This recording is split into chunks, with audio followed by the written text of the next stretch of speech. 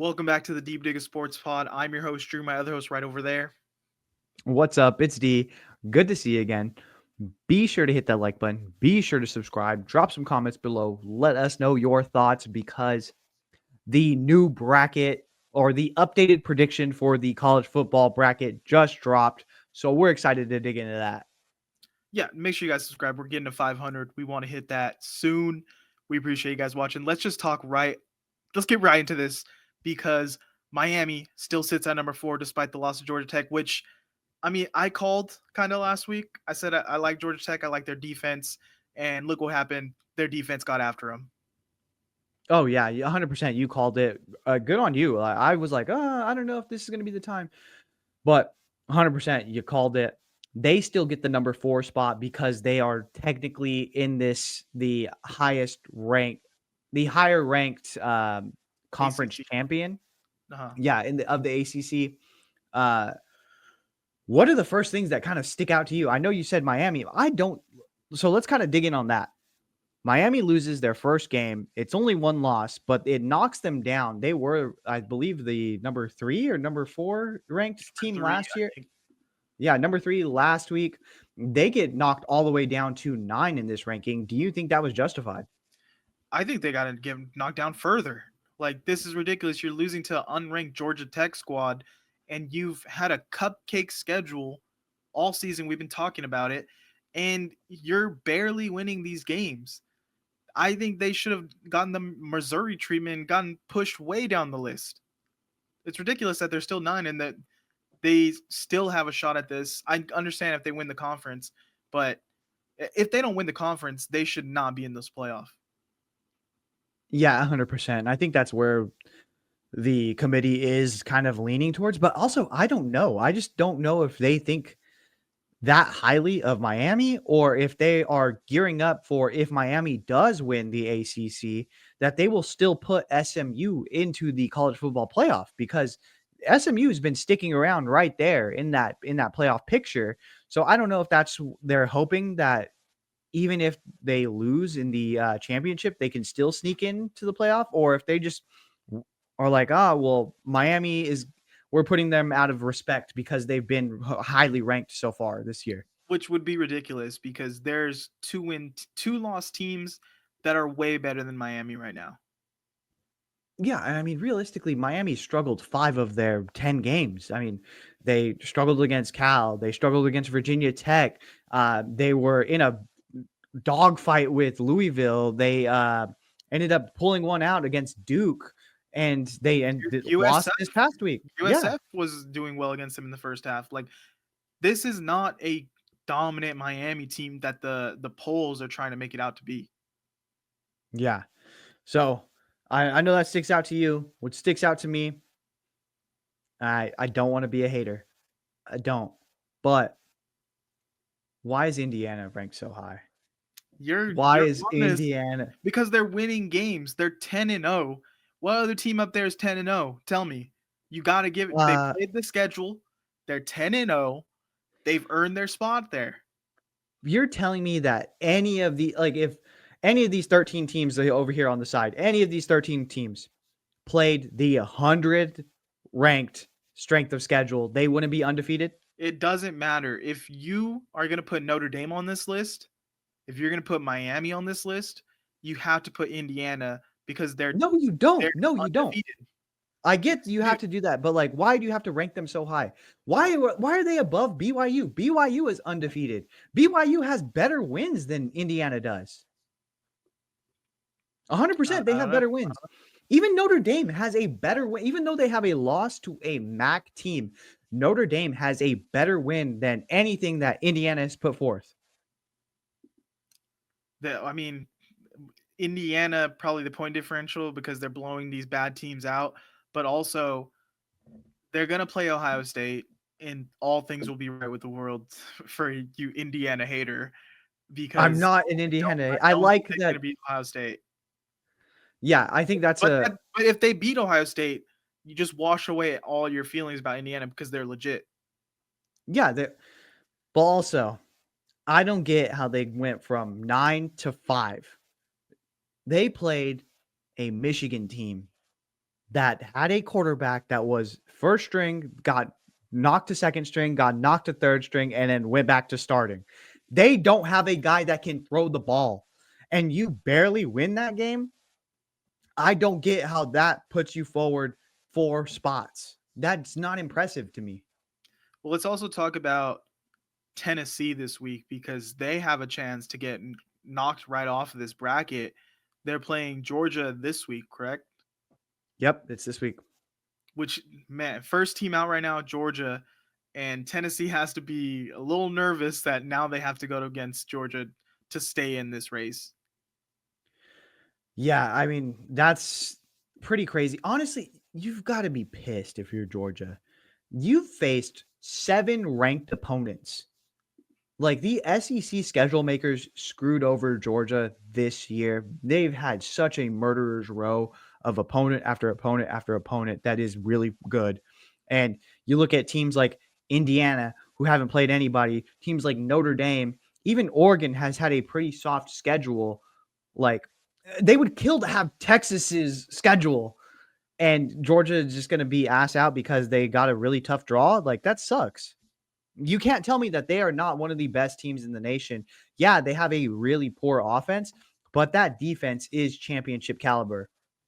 But what did Georgia do this last week? They lost to a highly ranked opponent. Yeah. I mean, yeah. And Indiana beat Michigan, who doesn't have a quarterback and can't play offense. So, And Penn State beat a nobody. Like, what are we talking about here, dude? I want to say, how are we feeling about Ole Miss being on this list right now? Honestly, they're a sneaky like team that no one wants to face. If they were to go up against Penn State, I think that they beat Penn State. I don't think that Drew Aller and that offense, they don't have the receivers to keep up. They don't have the running backs. The only thing that Penn State has an advantage of on the offensive front is that tight end. But Ole Miss, they can put up points, and they just showed that their defensive line will get after it on that side of the ball. They just showed that they are resilient as well. Jackson Dart, in my eyes, took a real step forward in that Georgia game. He showed off that he was gritty and that he can overcome injury. He showed off his athleticism. He was very fast, and then he showed off his accuracy. I think that nobody wants to face Ole Miss if they do end up getting into the playoff. It's going to be an uphill battle because realistically, there's going to be a lot of 2-loss SEC teams. But if they get in, I think that's a team that no one wants to face. I think definitely they're not a team anyone wants to face. I think Bama could be a team that sneaks through a little bit here, especially if they get one of these weaker matchups in the first round. I don't know what teams really scare me more than like if Georgia gets in. I would want to play Miami if I'm a team sneaking into the playoffs right here. I would want that matchup. And I don't know if Oregon scares me if I'm a team. Like, yes, they're 10-0. They beat Ohio State, but nothing about them really jumps out to me off the screen. Yeah. I mean, I really like Oregon. I think that Dan Lanning is a really good coach. They're going for it on 4th down. They're doing trick play. They're doing everything to stay engaged for the rest of the season. And that has to bode well when you are like this team that is just steamrolling people. So, and I think they're 2 of the most complete teams. It's them and Ohio State are the 2 most complete teams in this playoff bracket. I mean, realistically, they have it on both sides of the ball, and you could nitpick every other team in this. Texas doesn't have an offensive line. Penn State doesn't have weapons. Indiana hasn't faced any real talent. BYU plays in close games when they shouldn't. Tennessee has a freshman quarterback that you don't really feel great about on the road. Notre Dame has no offense. Like, you can nitpick all of these other teams, but you can't really do that for Oregon and Ohio State. Or Boise State, just Genty run through everyone. Let's go. Yeah, it's like load up the box, make Maddox throw. Like, what's his name? Maddox Madsen? Is that the something? Yeah, a lot of M's. Yeah. So it's like there's flaws in all of these teams except for Ohio State and Oregon. And realistically, even if I wanted to, I could nitpick Ohio State. Will Howard is going to make at least 2 mistakes every week. Can you capitalize on it? Yeah, and their offense hasn't been super consistent either. It's very streaky, big play reliant. Um, yeah, I don't know who I would want to take off this list right now to put someone like a SMU or someone like a Texas A&M or LSU. I feel like I feel pretty good about everyone on this list in like watchability. Yeah, I mean, the one who's really in danger of losing their spot is BYU. BYU, they have Colorado right on their heels. Colorado controls their own destiny the rest of the way. If they win their next 2 games, they will be in the Big 12 championship, and I think they can beat BYU. Yeah, which is insane to think that Colorado would get all the way back up to a playoff spot. Yeah, but I mean, they've just been trugging along and they've been showing that, and they've been doing it against really good teams. I know they lost to Kansas State, but they still have the advantage in the conference record and they control their own destiny. I mean, they just don't mess up, don't have a goof, and you're going to be in that spot to really take over and get that automatic bid. Any final thoughts on this bracket right now? Mm, I can't see Georgia not being in this playoff. I mean, something's going to have to change if that does happen because, again, I know that they struggled offensively, but you can't tell me that they're not one of the best 12 teams in the nation. Yeah, I fully agree. I think they got to be it, and I think the peep like analyst and the committee is already starting to be like, hey guys, if one of these lesser conference teams has a better record, we're probably gonna go SEC here. So I wouldn't be surprised if like say records all stayed the same, they would be like, oh yeah, actually Georgia's in and so's out, like just because on the name. Yeah, but who do you move out then? You know what I mean? I mean, is Georgia a big enough brand to knock like a Tennessee out? Well, I mean, that'll be solved this weekend, realistically. Mm. No, I'm saying if all things stood as is, would you be like two loss Georgia or one loss Tennessee? I'd rather see Georgia in there. True. Yeah, I mean, the one thing I've been saying is, and it happened, it got knocked out in the ACC with, but in the Big 12, it could happen. BYU runs the table because they control their own destiny, right? They could be the regular season winner. They could make it into the Big 12 championship.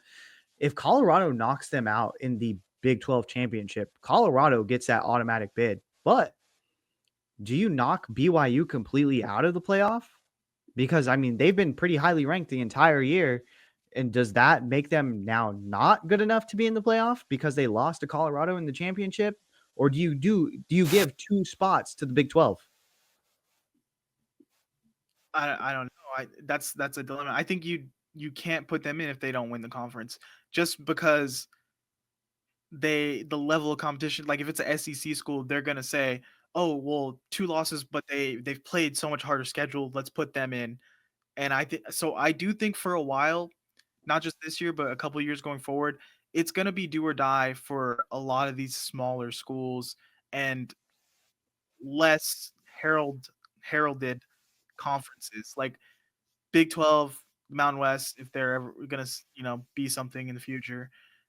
The ACC, like they have to be undefeated in winning conferences to get in because the committee is going to want to lean Big 10, SEC. Yeah. And I mean, the SEC is going to be a shit show in itself. I mean, we could see a plethora of 2 loss SEC teams. And then what do you do at that point? Because Texas is still to face Texas A&M. Tennessee is going to face Georgia this week. Ole Miss still has to run the table, and you could see Alabama also run the table, and they would still have 2 losses. Like, then what do you do if you have multiple 2-loss teams in the SEC? Yeah, I don't know. It's gonna be crazy. It's gonna be a wild finish. And we're here for it. So make sure you subscribe, make sure you like, make sure you comment, and we'll see you next week. Later.